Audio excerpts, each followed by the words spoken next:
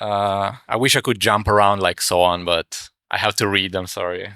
I'm much more small brain than small brain. Um, okay, so little problem. Promise myself I wouldn't talk about games. I would not write about games this year. I would actually making games, and here I am. So I will talk about omelets today, which has surprisingly a lot to do with what Sohan said at the beginning of his presentation, kind of. Specifically, the omelet theories of autonomous worlds. So the story goes like this: I was in my hotel a couple of days ago. I mean, throughout the week actually, and there's breakfast, free breakfast. There's a cook at the restaurants that makes you eggs the way you want. So I asked him the first day for a omelet. Get the omelet, go back to my table, cut the omelet, eat the omelet. Omelet is full of ham, cheese, tomatoes, and onions. I just wanted an omelet without anything else. So the second day is I go back. Can I just have an omelet? I say. Go back to the table, eat the omelet. Omelet has ham, cheese. I was like, okay, maybe misunderstanding. Third day, go back.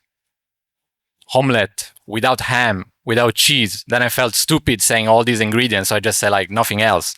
I think the nothing else got lost. And I got omelet, onion, and cheese. 4 days I was like, okay, can't be that stupid. I will make it. These days, that's it. So I go and I go, can I have an omelet? No ham, no cheese, no onions, no tomatoes. And like the cook is always like, like not looking at you, just like doing eggs. And he looks at me and is like, an omelet with just eggs. And I was like, fuck, yes. How did I not think about it? Like, why did I not understand that the omelet is just eggs? It's like, that's an empty omelet for me. And so I go back to my table and I start spiraling. Like, why do I overcomplicate things? And why do I not find the easiest solution to my problems? And I start drawing this amazing graph, trying to like snap out of it. And I think the problem that I realized is that I had this like top-down understanding of what an omelet was. So first came the omelet as a whole, and then came the ingredients. So for me, it came like naturally to like subtract ingredients. Like the eggs, it was not even in the omelet for me. Like, but the chef, the cook, understood that the omelet was a series of bits and pieces put together to present the semblance of a whole, to quote this artwork by Lawrence Weiner. He understood the truth that the omelet doesn't really exist. From his bottom-up perspective, the omelet was basically just an egg with mechanics. After I had the great realization, I started drawing another graph. This is like his bottom-up approach. So he starts from the egg, and the egg has like a protocol or a mechanic or like digital physics. And then you have like tomatoes and other ingredients that also have smaller protocols. I don't know how to define it, but basically all of these creates the illusion of an omelet. So anyway, where am I going with this? I'm not sure. However, maybe autonomous worlds are a bit like omelets. Autonomous worlds needs an extremely high level of engagement from their beginning, because they are not supposed, in my opinion, to have a prescripted trajectory. They should come naturally, or not naturally, but they should come from the players developing content for it. So the players are not only participating, but from the beginning, they're kind of like asked to engage at a deeper level. However, what we realized after releasing this Discourse Machine, which I don't know if everybody knows it, probably not. But I will not talk about it, but it's a game we made at the beginning of the years, and I'm happy to explain later if people is interested. What we realized that players had a hard time engaging with a world that is presented to them as a monolithic, finished system. But they had a much easier time engaging with a meme, because it's a much more digestible type of content, a sort of like world module that they can adopt early on nurture it and create a community around it, and that's what drives the engagement in the world. So basically, yeah, what we notice is that players want less and less to just inhabit a world and more to nurture a meme.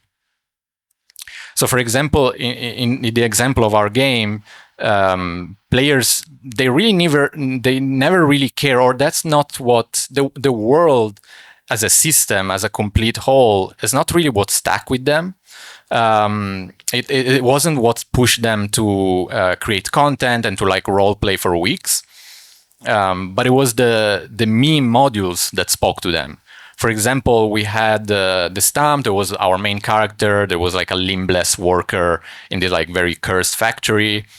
That's the first thing they engaged, and they started role playing, and they started like go deep into like adopt it and like push it and send it to other people and like pretend and like open Telegram chats where they would pretend to be certain character with certain roles. The second one was the bugs that also had, for some reason, like trigger some reptilian brain, something in them, and they adopted it.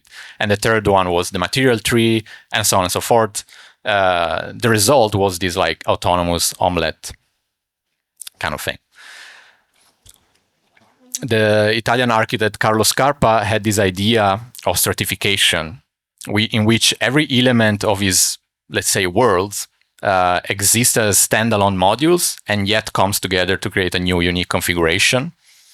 His work really, that's how he described it, was not much to create pieces of its building, but to invent relationship with existing parts of the buildings. He worked on a lot of buildings in Italy that had a history. Maybe they had like thousands years of history, and therefore they were like part ruins, parts being renewed, and then he steps in. And I think this picture kind of like show it well, as you have this sense of being in a room, and yet there are these separated elements. So the world, in his case, kind of emerged from the relationships with the items. So, I mean, this talk, there's just like a lot of questions that I'm having and that we are having at Moving Castle, which I hope we can manage to discuss also with some people here. And one of these questions is like, can autonomous worlds be seen as not like a finished system, but as a complex set of stratified meme-like modules? And basically, from our experience of the game, can we change our point of view instead of like creating these like monolithic worlds, a bit like Sohan showed at the beginning, like this standalone platform? Can we like actually work on more like meme-like modules and let the community invent the relationships with them? So this is kind of like how we are approaching the production of, also just how we are understanding autonomous world after the experience of the past years.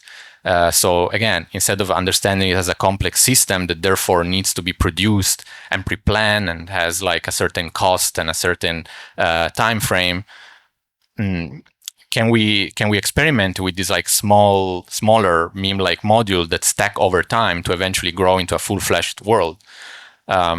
Each of these modules kind of like receive an input and rewards an output. But I mean, this is going to be clear if you play the game, but never mind.